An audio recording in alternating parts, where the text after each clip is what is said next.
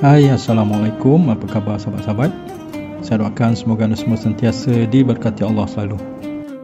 Saya juga ingin mengucapkan selamat berpuasa kepada anda semua. Setiap kali bulan puasa, saya mesti datang ke Kampung Baru untuk mencari bubur lambuk. Pada saya, bubur lambuk Kampung Baru memang yang terbaik. Zaman bujang dulu rajinlah beratur kat masjid Kampung Baru tu, semata-mata nak dapatkan sebungkus bubur lambuk.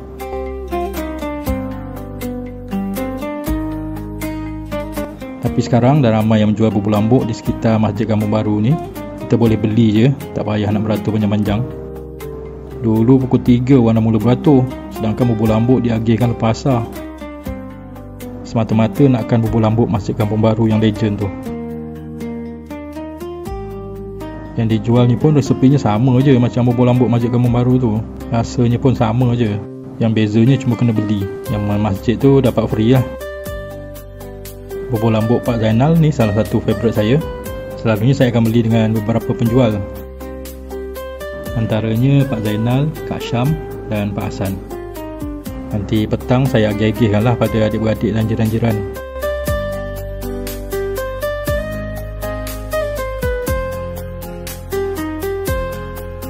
Bubur lambuk Pak Hasan ni antara yang popular lah.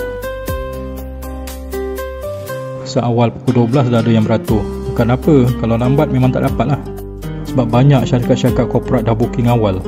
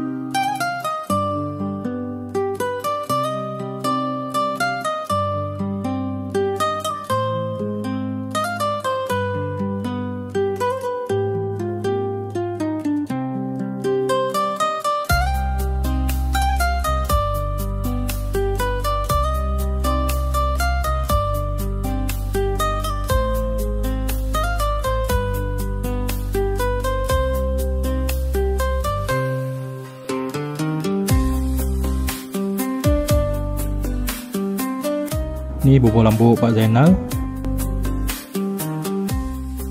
Yang ni pula bubur lambuk Pak Hasan. Kepada sahabat-sahabat, saya ucapkan selamat berbuka dan saya mohon maaf sekiranya ada apa-apa kesilapan dan kesalahan. Semoga kita berjumpa lagi di video yang lain. Assalamualaikum.